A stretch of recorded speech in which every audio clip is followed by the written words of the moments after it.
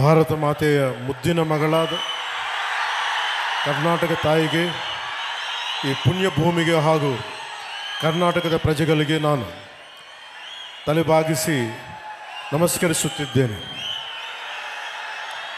ಗೌರವಾನ್ವಿತ ವರಿಷ್ಠಾದ ಮಾಜಿ ಮುಖ್ಯ ನ್ಯಾಯಮೂರ್ತಿಗಳು ಮತ್ತು ಭಾರತದ ಸುಪ್ರೀಂ ಕೋರ್ಟ್ನ ಮಾಜಿ ನ್ಯಾಯಮೂರ್ತಿಗಳು ಶ್ರೀ ಜಸ್ಟಿಸ್ ವಿ ಗೋಪಾಲ್ ಗೌಡ ಅವರು, ನಮಸ್ಕಾರ.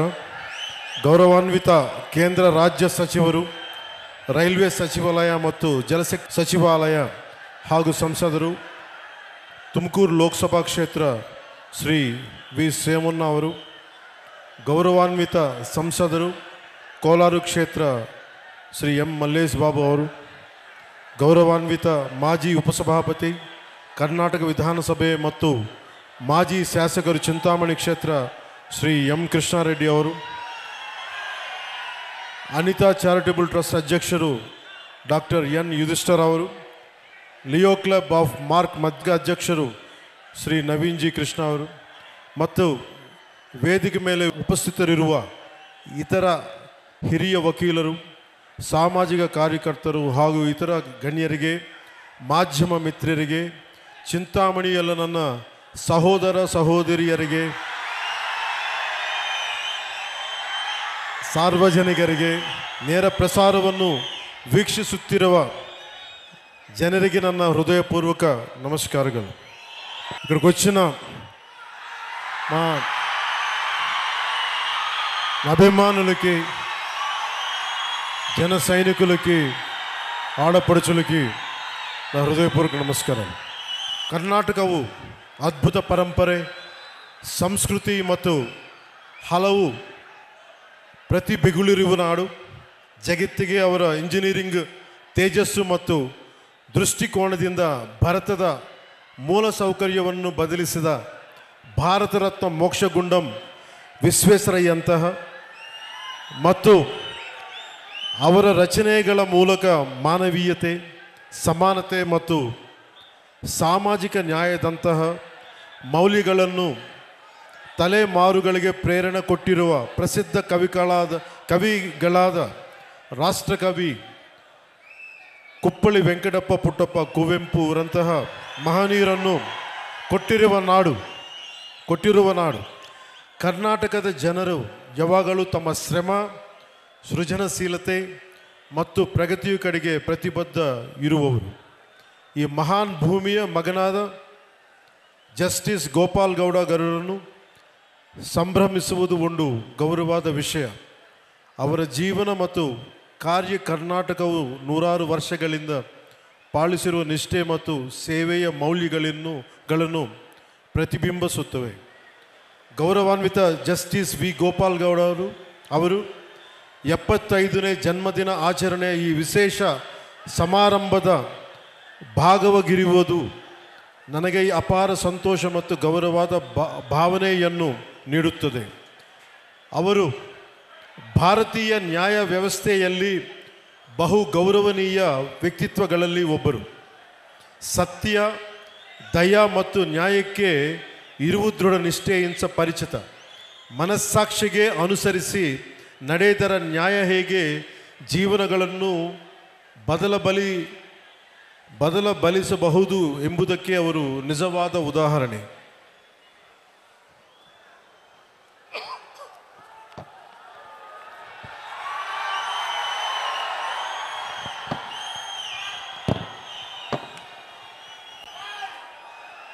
ఒక వ్యక్తి తన జీవితాన్ని ఎలా జీవించాలి, పదవిలో ఉన్నప్పుడు తన శక్తిని ఎవరి కోసం ఉపయోగించాలి, పదవి దిగాక కూడా తన గళం ఎవరి కోసం వినిపించాలన్న ప్రశ్నకు సమాధానం మన కళ్ళ ముందే నిలబడిన ఒక వ్యక్తి రూపంలో ఉంది.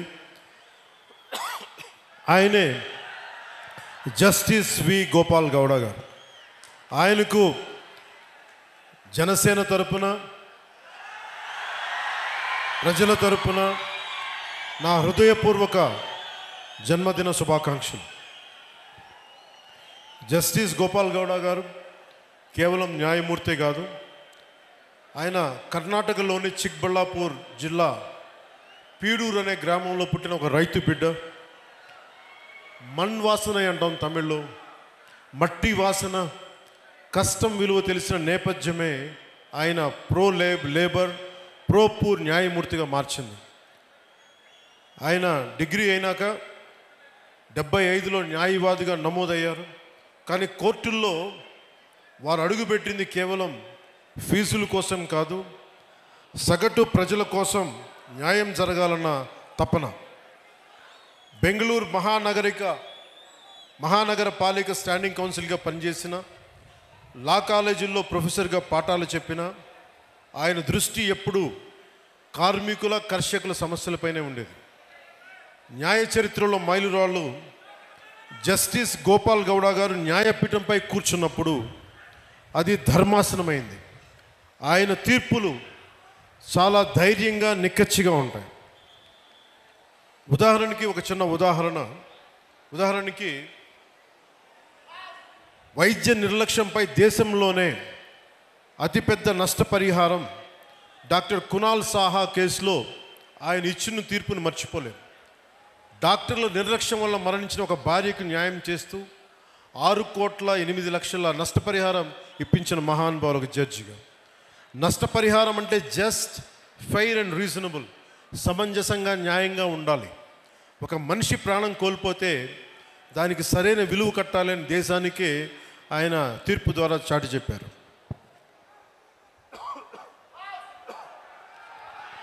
కార్మికుడికి రక్షణ, ఒక హైకోర్టు తీర్పును కొట్టివేస్తూ కార్మికుడికి అక్రమ తొలగింపునకు పరిహారం బదులు ఉద్యోగం పునరుద్ధరణ, రీఇన్స్టేట్మెంట్ తప్పనిసరి అని తేల్చి చెప్పారు.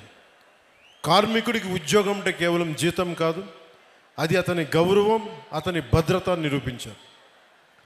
రైతు భూముల్ని ఒక రక్షకులు వారు. పాత చట్టాల పేరుతో రైతులు భూముల్ని లాక్కోవటం ఎంతవరకు ధర్మం? భూసేకరణ చట్టం 2013లోని సెక్షన్ 24 పారాగ్రాఫ్ 2ను పటిష్టంగా అమలు చేస్తూ 5 ఏళ్లుగా పరిహారం చెల్లించని రైతుల భూములను అక్విజిషన్ ల్యాబ్స్ చేసి తిరిగి వారికి అప్పగించారు. రైట్ టు లైఫ్ అంటే జీవించే హక్కు అంటే జీవనోపాధి అని, రైట్ టు లైవ్లీహుడ్ అని ప్రభుత్వాలకి చాలా సున్నితంగా హెచ్చరించారు. అలాగే నాకు ప్రత్యేకించి జనసేన సిద్ధాంతాలకి ఆయన చాలా బలమైన సపోర్టర్, బలమైన మద్దతుదారు. జస్టిస్ గోపాల్ గౌడ గారు అంటే కేవలం రిటైర్డ్ సుప్రీంకోర్టు జడ్జి కాదు, ఆయన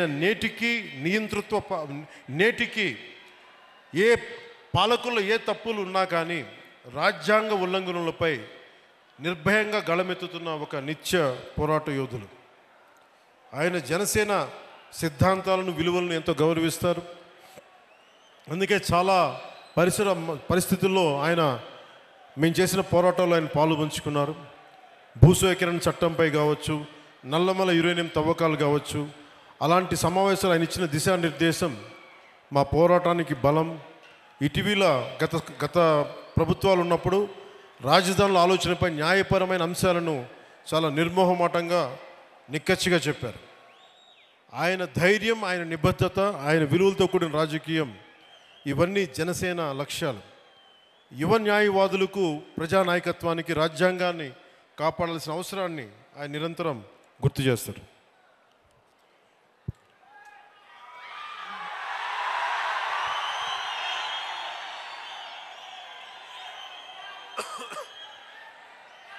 జస్టిస్ గోపాలగౌడ గారికి నాకు కామనాలిటీ ఏంటంటే యువత, మహిళలు, రైతు, కర్షకులు, అలాగే పర్యావరణం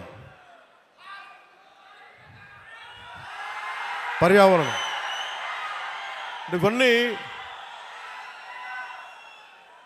మేమిద్దరం మాట్లాడుకున్నప్పుడల్లా ఆయన రెగ్యులర్గా, నేను ఉప ముఖ్యమంత్రి అయిన తర్వాత కూడా నాకు ఫోన్ చేసి ఆయన శుభాశీస్సులు తెలిపారు, శుభాకాంక్షలు తెలియజేశారు. ఇలాంటి మహానుభావుల పరిచయం, ఇలాంటి మహోన్నతమైన వ్యక్తుల పరిచయం జనసేనకి చాలా అండ.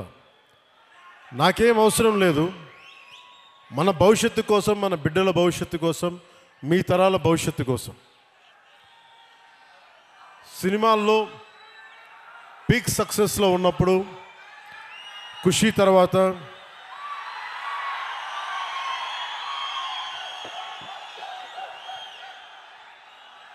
నేను ఒకటే ఆలోచించాను.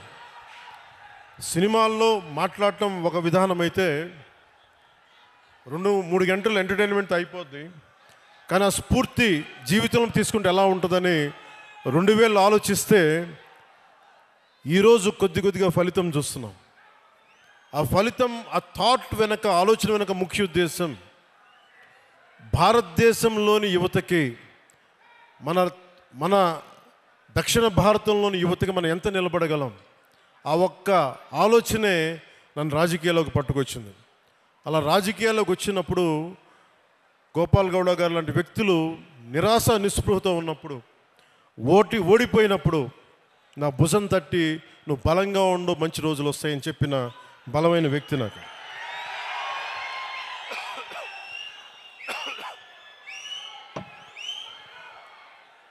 ఇది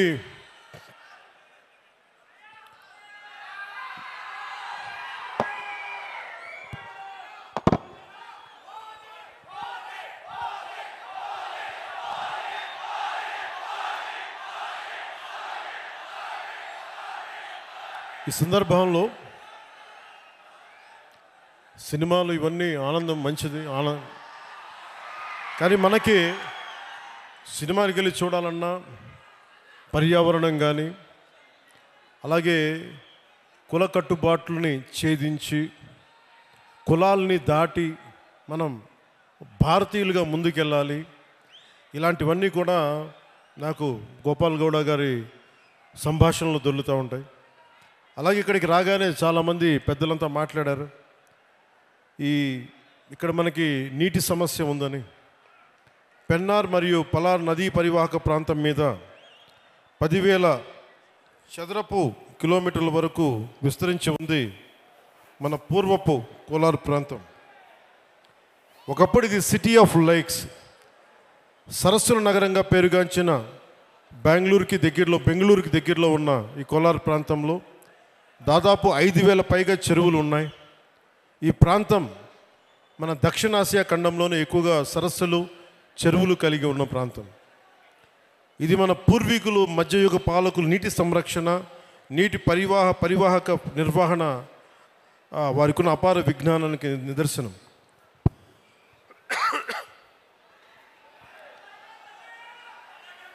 అలాగే ఇది మన జిల్లాలన్నీ కూడా ల్యాండ్ లాక్ రీజియన్స్ కాబట్టి నీటిని అందించడం మీద ఎలాంటి చర్యలు చేపట్టాలి అనేది చాలా బలంగా మాట్లాడారు అందరూ. దానికి సంబంధించిన ఇన్ఫర్మేషన్ కూడా ఇచ్చారు. అలాగే కోలార్, చిక్బళ్ళాపూర్ జిల్లాలు బెంగళూరుకు ఆహారాన్ని అందించే అక్షయ పాత్ర ఈ రోజున నీటి ఎద్దడితో ఇబ్బంది పడుతూ ఉన్నారు. దీనికి సంబంధించి సోదర భావంతో మీ సమస్యని పరిష్కరించడం కోసం ఒక ప్రయత్నం చేస్తారని మీకు తెలియజేసుకుంటా ఉన్నాను.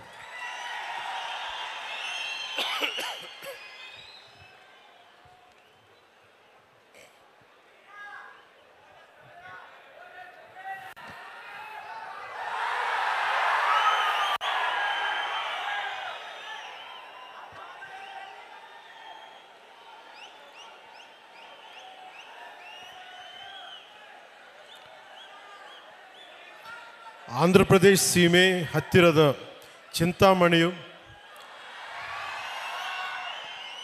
ఇక్కడికి వస్తూ ఉంటే చింతామణిలో ప్రతి ఒక్కరు కూడా మన అభిమానులందరికీ అంటే ఎంత అదృష్టం చేసుకున్నామంటే మనందరం మీ అందరి అభిమానం, మీ అందరి ప్రేమ ఒక మహోన్నతమైన న్యాయమూర్తి 75వ సంవత్సరం పుట్టినరోజుకి మనమందరం వచ్చి మీ శుభాకాంక్షలు, మీ ఆశీస్సులు ఆయనకి నిండుగా ఉన్నందుకు చాలా చాలా ఆనందంగా ఉంది.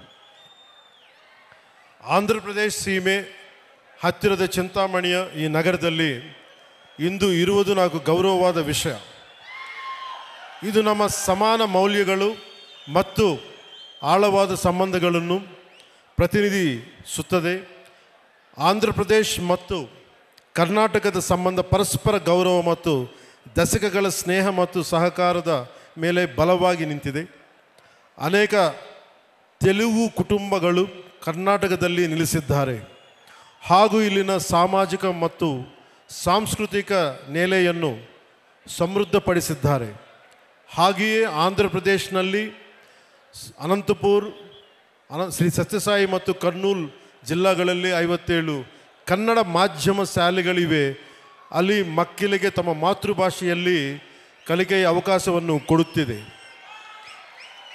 ಇತ್ತೀಚೆಗೆ ಕರ್ನಾಟಕ ಸರ್ಕಾರವು 4 ಕುಂಕಿ ಆನೆಗಳನ್ನು ಮಾನವ ಮೃಗ ಸಂಘಟನೆಗಳನ್ನು ನಿಯಂತ್ರಿಸಲಿಕ್ಕೆ ಸಹಾಯ ಮಾಡಲು ಆಂಧ್ರ ಪ್ರದೇಶಗೆ ಕಳುಹಿಸಿತು. ಇದು ನಮ್ಮ 2 ರಾಜ್ಯಗಳನ್ನು ಒಂದುಗೂಡಿಸುವ ಧೈರ್ಯ, ಸಹಕಾರ ಮತ್ತು ಐಕ್ಯತೆಯನ್ನು ತೋರಿಸುತ್ತದೆ. 5 ನಮಗೆ ಏನನ್ನು ನೆನಪಿಸುತ್ತದೆ ಅಂದರೆ ಸೀಮೆಗಳು ನಕ್ಷವುಗಳಲ್ಲಿ ಮಾತ್ರ ರೇಖೆ ಹಾಕಬಹುದು, ಮನಸ್ಸುಗಳನ್ನಲ್ಲ. ಕುಂಕಿ ಆನೆಗಳ ವರ್ಗಾವಣೆ ಸಮಯದಲ್ಲಿ ಕೆಲವು ಕರ್ನಾಟಕ ಮಂತ್ರಿಗಳು ಅವರ ಭಕ್ತರನ್ನು ಶ್ರೀಶೈಲಂ ದೇವಸ್ಥಾನ ದರ್ಶನ ಮಾಡಲು ಸಹಾಯ ಹಾಗೂ ವಸತಿ ಆಶ್ರಯಗಳ ನಿರ್ಮಾಣ, ಮಠಗಳ ಅನುಗ್ರಹದ ಅನುಮತಿ, ಅನ್ಯ ಸಂಬಂಧ ವಿಷಯಗಳು ಸಹಾಯ ಮಾಡಬೇಕಾಗಿ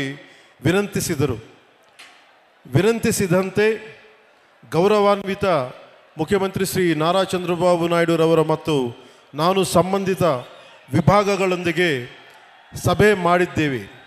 ಗೌರವಾನ್ವಿತ ಪ್ರಧಾನಮಂತ್ರಿ ಶ್ರೀ ನರೇಂದ್ರ ಮೋದಿಜಿ ಅವರ ನೇತೃತ್ವದಲ್ಲಿ ಕೇಂದ್ರ ಸರ್ಕಾರ ಸಹಾಯದೊಂದಿಗೆ ನಮ್ಮ ಪ್ರೀತಿಯ ಕರ್ನಾಟಕ ಜನರಿಗೆ ಈ ಸಮಸ್ಯೆಗಳನ್ನು ಸುಲಭವಾಗಿಸುವ ಕಾರ್ಯದಲ್ಲಿದ್ದೇವೆ. ಈ ವೇದಿಕೆ ಮೂಲಕ ನಾನು ಹೇಳಬೇಕೆಂದು ಇಷ್ಟಪಡುವುದೇನೆಂದರೆ, ಕಲೆ ಮತ್ತು ಸಂಸ್ಕೃತಿ ನಮ್ಮನ್ನು ಒಂದುಗೂಡಿಸಬೇಕು, ಹೊರತು ಬೇರೆ ಮಾಡಬಾರದು. Art and culture should unite us, not divide us.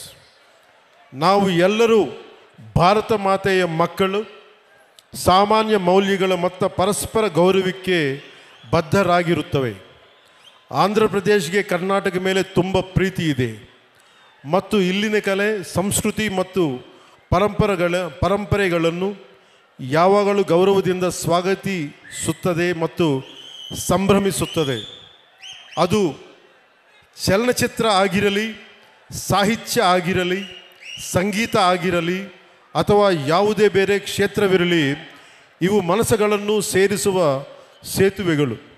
ವಿಶೇಷವಾಗಿ ಚಲನಚಿತ್ರಗಳು ಜನರಿಗೆ ಪರಸ್ಪರ ಸಂಸ್ಕೃತಿ ಮತ್ತು ಮೌಲ್ಯಗಳನ್ನು ಅರಿಯಲು ಬಲವಾದ ಮಾಧ್ಯಮವಾಗಿವೆ.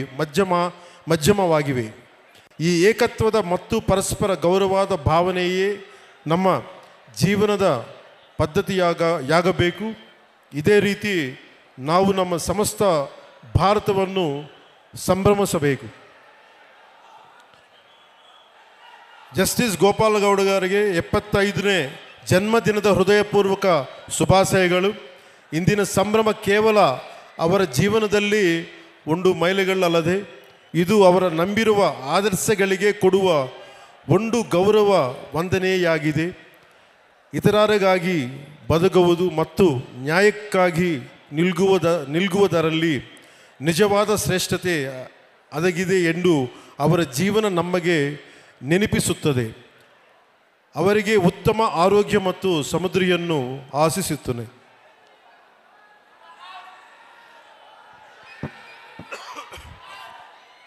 జస్టిస్ గోపాలగౌడ గారు 75వ వసంతంలోకి అడుగుపడుతున్నారు. ఆయన మనందరితోటి ఆరోగ్యంగా ఉత్సాహంగా కలకాలం ఉండాలని, రూల్ ఆఫ్ లా స్థాపనలో మనకి దారి చూపాలని కోరుకుందాం. The question of how an individual should live their life, whom they should use their power to serve while in office and whose voice they should remain after retirement is answered by the life of one man standing right before us. October 6th marks the birthday of the great personality. He is none other than Justice V. Gopal Gowdaji. ఆయనకి మనస్ఫూర్తిగా మరోమారు మనందరి తరపున శుభాకాంక్షలు, పుట్టినరోజు శుభాకాంక్షలు తెలియజేసుకుంటూ సెలవు తీసుకున్నాను. జై భారత్, జై కర్ణాటక, జై హింద్.